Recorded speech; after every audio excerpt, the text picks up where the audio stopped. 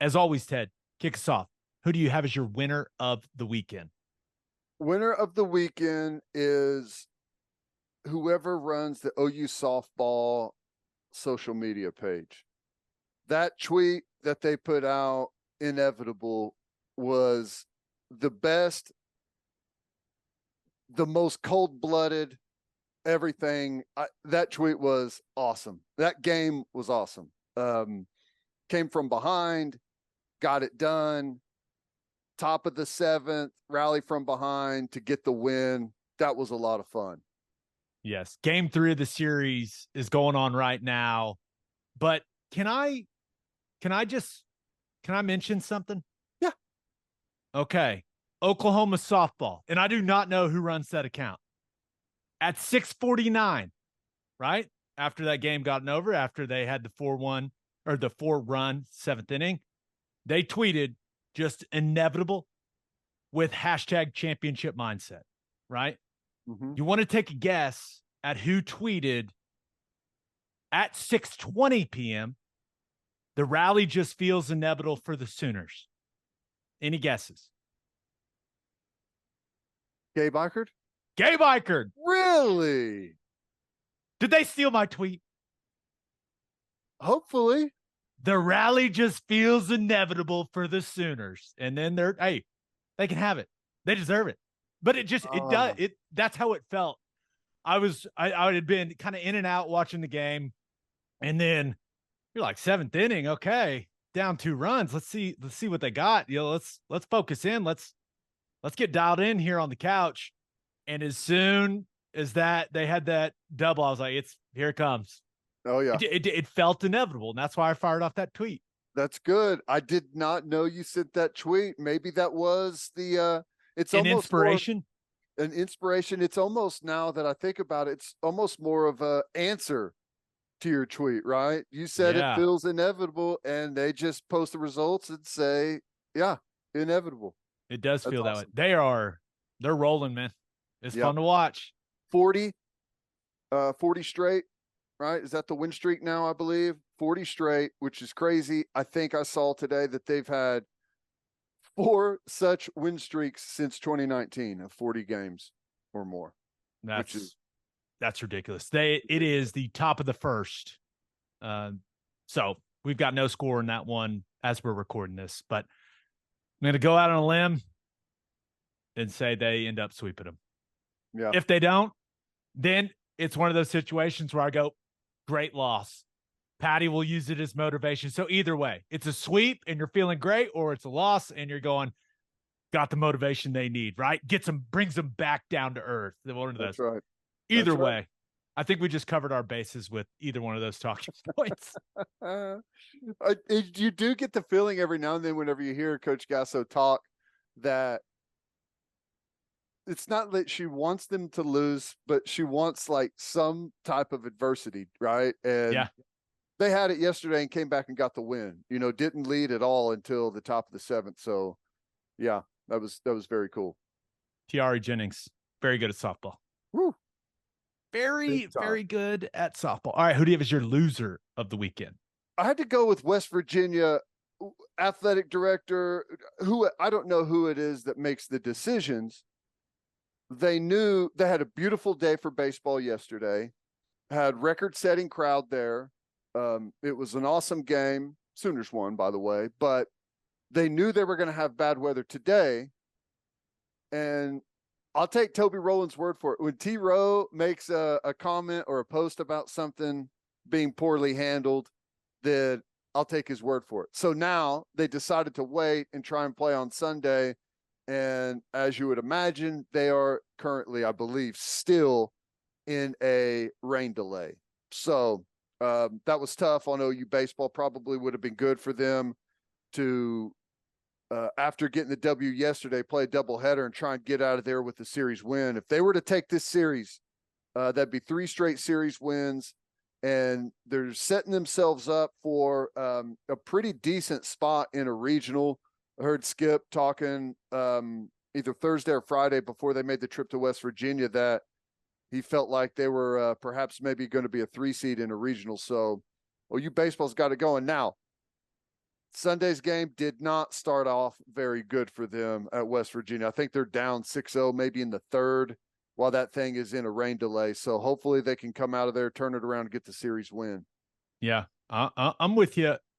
I know they hired an Oklahoman, West Virginia. They hired an Oklahoman as their athletic director, Ren Baker. Really? It's from Valiant, Oklahoma. Okay. Had him on my radio show. Good guy. I believe bachelor's degree from Southeastern Oklahoma State. Really? Okay. Yeah. He was the AD at Rogers State in Claremore. Nice. Yeah. Now, I don't know who makes that decision. I don't know if it's the athletic director. I don't know if it's the umpires, if it's someone with the Big 12. Like, I don't know how that gets decided, but it really feels like they should have played it yesterday. Yeah. If our man T-Row is unhappy about it, he very rarely voices displeasure. Right. He's very selective when it comes to that stuff. So maybe they should have just asked him. I mean, everyone from Oklahoma is an amateur meteorologist. Everyone knows that. Come on. Yeah. But come on, this low pressure system's moving in overnight. Why don't we just get it done here on Saturday while it's nice and stable? Yeah. All right. For my winner of the weekend, I'm getting tired of complimenting the Los Angeles Lakers, but here we are again. A lot of people now, you look at game 2, right, of that Lakers-Warriors series. A lot of people thought the Warriors had really discovered some things in that game, right, that put Anthony Davis more in conflict and in some tougher positions. Well, so much for that, because the Lakers came out and smacked the Warriors by 30 in game 3. It was the Lakers closed the second quarter really well and played really well in the third quarter. And basically, Warriors waved the white flag a couple minutes into the fourth. They're like, hey, they got us. And that Lakers defense continues to impress me, man. They're making it really tough on the Warriors. Now, the Warriors missed a lot of threes, but you got to give the Lakers credit for how they were guarding. Like, Anthony Davis is anchoring that defense, and it's the strength of that team. It also helps when D'Angelo Russell hits 5 threes. That is also very helpful. Yeah. But, man, the Lakers, I hate how good they look. They look good. And they look extremely good in those white jerseys. Oh, my gosh, those are sweet. That is such a clean look. LeBron needs to adopt the Odell Beckham Jr. He just needs to not play and then go in for the playoffs. That's it. Just get to the playoffs, and then I'll show up. I'll play. What is it? You play about what, depending on your run, 30 games or so through the playoffs. 30-game burst, right, at the end of the year. Don't have to worry about anything else. Get in shape the rest of the year and just show up and ball out. I feel like that's kind of what's happened a little bit, because he looks like a different dude right now. There's points in time, like, he picks and chooses his spots, right? And I don't. Everyone that's really dialed into the basketball world, like the NBA, talk about how high of a basketball IQ he has. And like, he almost just like changes speeds. And remember, I don't know how bad that foot injury he had. Remember when he went to the LeBron James of feet? And that was the only one that told him not to have surgery. So he's playing through that. And that game 3 for him was weird. He didn't shoot the ball until like midway into the second quarter. Didn't take a shot. And it was one of those things after the game they asked about it. He's like, I was just doing kind of what was in the flow of the game and like what was there. Mm-hmm. I mean, how many star players, like a historic great in the sport, talks like that? You know what I mean? And it was an eye-opening win. I mean, they beat the hell out of the Warriors. So yeah. I got all the respect in the world for LeBron James and what he's meant to basketball, and his longevity is insane. Year 20. I mean, you got to be kidding me, man. But Lakers, as long as Anthony Davis stays healthy, which can be a big if, right, with his history, they look like they can make a run, man. Yeah. Now, what was that announced yesterday or today? His son's going to the University of Southern California. Yeah, it was yesterday. After the game, it was actually pretty cool to hear him talk about it. And I know a lot of people listen to this podcast that have a certain feeling towards USC currently, but it was interesting. He's like, this is the first person in my family ever to go to college. It's pretty cool, man. Cool. And Bronny James is going to have ridiculous expectations, right? Everyone's going to say you got to go one and done and then go play with your dad, like that whole thing. And LeBron's brought some pressure on him with how he's talked about it publicly, but I think I'm going to want to watch USC basketball. Yeah. I don't know anything about him. I don't know if he's any good or not. I've heard people say that he's not nearly as good as what he gets cracked up to be, but I have no idea. We'll find out. We'll find out soon. We will all know. My hope for the Lakers Warriors series. Can we get some better games? Game 1 was amazing, and game 2 and game 3 have sucked. Just been blowouts. Can we get a little more, some close games? That's all I want. Well, I want to be entertained. As the series progresses, the white flag will not really be waved. Sometimes there's nothing you can do, but early in the series when one gets out of hand, it's like, okay, well, we're done with this one. That's about to run out. They're not going to be doing that anymore. So hopefully we do get some better games. Speaking of bad games, my loser of the weekend, the New York Knicks. Whew. They went to Miami for game 3 and they got smacked. 105-86. It's the first game where the Heat had Jimmy Butler and the Knicks had Julius Randle, right? So no excuses, right? And the Heat scored the first basket of the game and they never trailed. And Jimmy Butler came back from that ankle sprain, just dropped a casual 28. The mentality he brings to that team, it's just so important. Heat culture, Jimmy Butler culture, I don't care what you call it, man. That dude is a savage. He is.